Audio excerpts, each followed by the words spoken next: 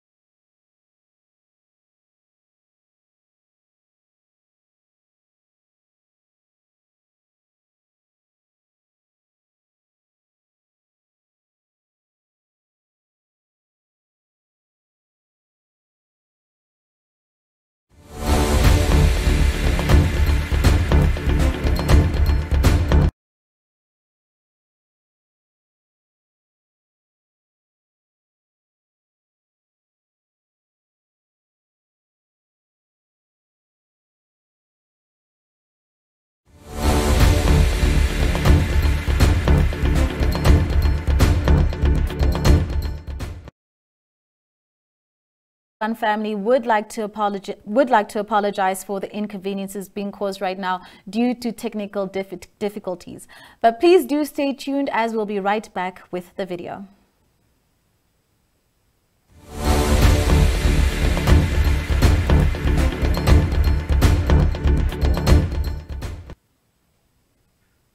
Moving on to our next story. Steffi Balsa of the Allgemeine Zeitung was surprised to find that indeed all parents had been informed in time, so that eventually no parents did turn up with their children at the Delta kindergarten.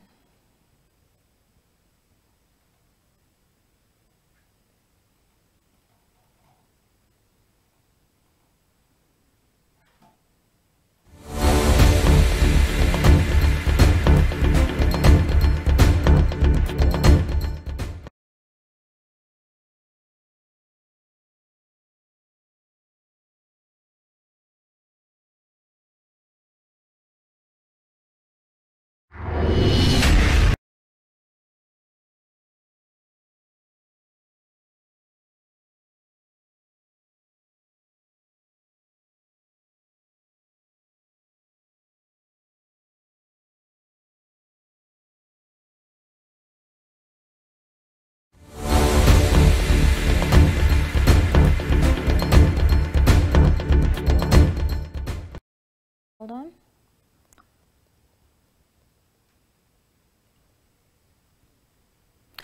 All right, moving on to our next stories. Justicia Shipena visited the clinic at the Namibia University of Science and Technology at NUST. The registered nurse Christine Siseho gave insight on the readiness of the clinic for the students. But moving on to our newspapers, here is an overview of the front pages for today. The Namibian Sun reports on page 1 that Walvis Bay residents are starting to get very agitated by what they regard as neglect of duty on the part of the Ministry of Health and Social Services, who did not prepare adequately for the COVID-19 outbreak in this town and further refused to support the establishment of further health facilities. The Allgemeine Zeitung describes Walvis Bay as the epicenter of the health crisis and tells us that the Irongo governor Neville Andre describes the lockdown as being effective in protecting the rest of the country from the virus. Republican pretty much tells us the same as the Sun and the AZ, describing the situation as COVID-19 exposing cracks in the health system. The Namibian points to the confusion created by the Namibian president, who seems to freeze out local media and procrastinates his decision as regards to the extension or relaxation of the lockdown decision. New Era also focuses on the lockdown and the fear that seems to spread on account of the numerous new cases over the past 7 days. Looking at the inside pages. On its page 3, the Namibian Sun tells us of the Anti-Corruption Commission's undertaking not to relax in its efforts to investigate the fish rot scandal. The AZ is reporting of the Ovaherero Genocide Foundations and the Nama Traditional Leaders Association's joint demand that all colonial statues and names be removed in Namibia, much in line with the removal of similar colonial statues in England. The Republican reports of the massive galjoen catches that have been much criticized by the media and especially on the electronic media platforms. The Hangenani Artisanal Association provides an explanation too. New Era reports on page, as other papers do elsewhere, of the decision by the Ministry of Education to lower minimum pass marks from 40% to 35%. Steffi Balsar has visited the Namibia Scientific Association, and their personnel has provided an insight into what they are lining up in terms of project in the post-COVID-19 period. Hi, I'm Valdi, Namibia Scientific Society. You probably haven't heard from us for a while. Due to lockdown, we are happy, we are going strong, we are waiting for our members. Happy interaction, cooperation, discussions, debate, face-to-face chit-chat. But as this is not working at the moment, we do some tours, we do all the odd jobs that you always wanted to do and never got to. We are digitizing, we are cleaning up, and we are having new plans for the moment that we can go. We talk about an Astro evening, but then we are available for members, and these are the librarians, and they will tell you that you are most welcome to come in between the digitization. They'll be too happy to assist with whatever query comes. Good morning, everyone. My name is Isidore Kamati, and I'm a librarian at the Namibia Study Society. So during this period of lockdown, we have done a lot. So, for example, I have been digitizing old publications and documents that are, of course, supposed to be digitized. And then we have proceeded to catalog and classify our collections. And we've been helping people with by scanning documents for the researchers and assisting basically people with their research via email and other various platforms and Zoom meetings as well. So we are getting used to the new normal. Yeah. Good morning, everyone. My name is Johannes Willibert, and I'm a librarian. And I'm a full-time student at University of Namibia, pursuing a diploma in information and library. So in this time of lockdown, we have been digitizing the publication, putting them into a system so that we can make it very possible for everyone to access the information through the internet via our website and everything. So we are looking forward to welcome everybody through the internet and everything. Thank you. Hello, my name is Miriam. I'm working for Kuisa Publishers. During lockdown, we had a good time because we could work on two interesting translations. One is an autobiography from Erika von Wietersheim, Good Morning Namibia. She is talking about her life on a farm and Namibia becoming independent. And is a website guide on Namibian reptiles, snakes, tortoises, and all these stuff. And then we also will publish a kind of lockdown diary in our newsletter. So we are talking about what happened at Namibia Scientific Society during the lockdown.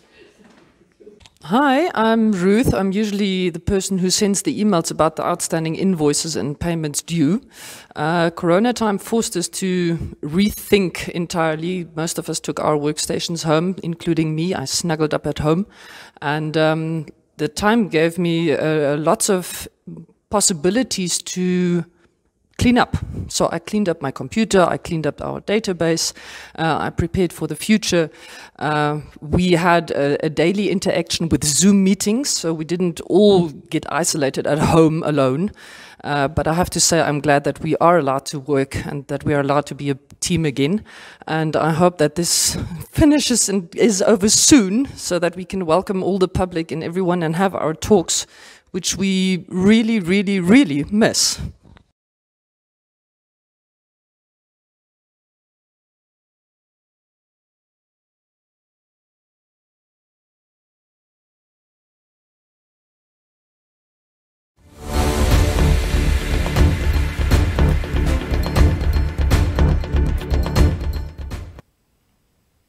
The NMH at One family would like to apologize once again for the technical difficulties we were experiencing where we couldn't play certain video inserts and interviews. But do not worry, we are back and running.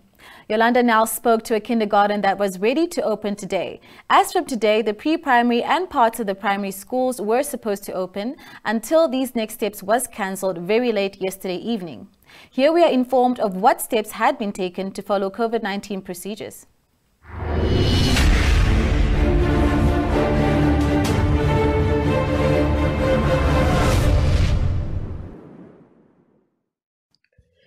While teachers, parents and kindergarten scholars were excited to return to school today, they have to wait a little longer to find out when they can in fact return. One local kindergarten opened their doors this morning to show exactly what measures they have put in place to ensure social distancing and good hygiene practices. Teachers and parents were upset with the news that the opening of pre-primary and grades 1 to 3 were put on hold, with one parent saying her children were crying when they heard they won't be able to go back to school today. Schools and kindergartens have also forked out a pretty penny to put social distancing measures in place, while not receiving an income. How are we going to afford paying staff? And there's this constant back and forth about when schools are opening or not. Kindergartens especially won't be able to survive, said one teacher to Windhoek Express this morning.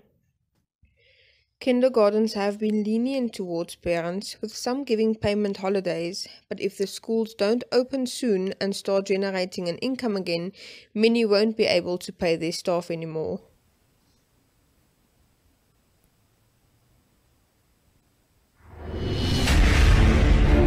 What great preparations indeed. Steffi Balsar of the Allgemeine Zeitung was surprised to find that indeed all parents had been informed in time, so that eventually no parents did turn up with their children at the Delta kindergarten.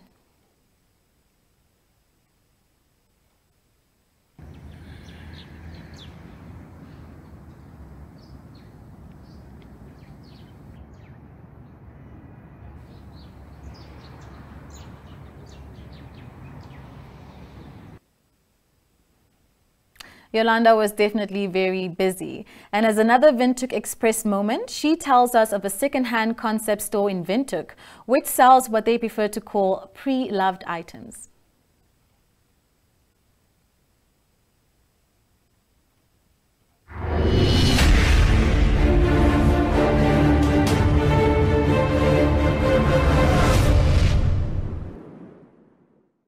Are you decluttering and ready to part with your pre-loved items or things that you do not need anymore? We either accept donations or buy from you. You can bring your items to us. We carefully check through everything and make you an offer to purchase. Today, we live in a throwaway culture and a culture of too much. Our garages and cupboards are filled to the brim, and most of the time we do not know what's all in there, and we do not know what to do with all our stuff. You see, one of my passions is a zero waste lifestyle, and I also inform about this way of life on at Zero Waste Namibia on Facebook and Instagram. Through this, the idea was born that we need a place where we can sell all unwanted and not needed items, and where we can buy pre-loved items should we need some. By buying second-hand goods, we are also contributing as we cut down on manufacturing demands, and we keep and items are much more affordable by buying second-hand. So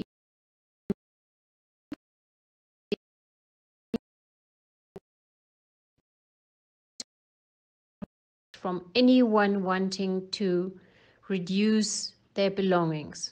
And a fun fact, you never know what is available next. It is really a treasure hunt.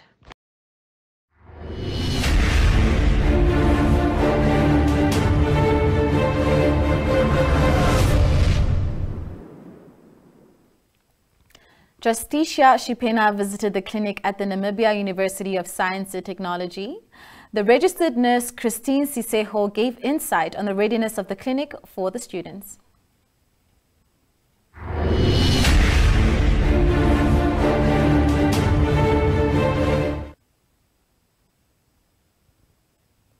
Hi, morning. My name is Christine Siseho. I'm a registered nurse from NAST Clinic for Student Health Services.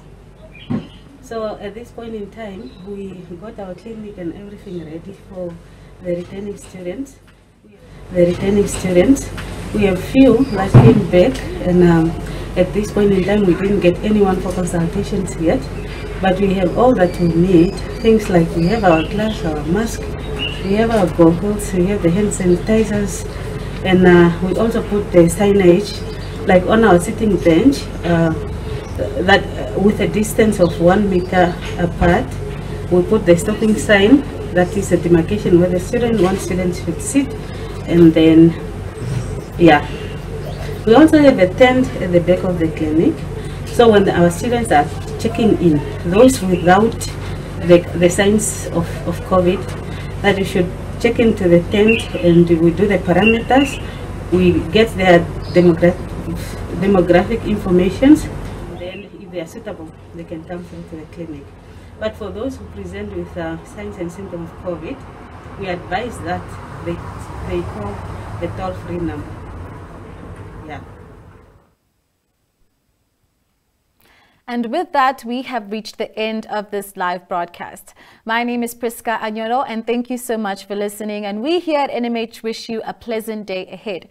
Remember to tune into the internet broadcast of President Gaikov in the next hour or so.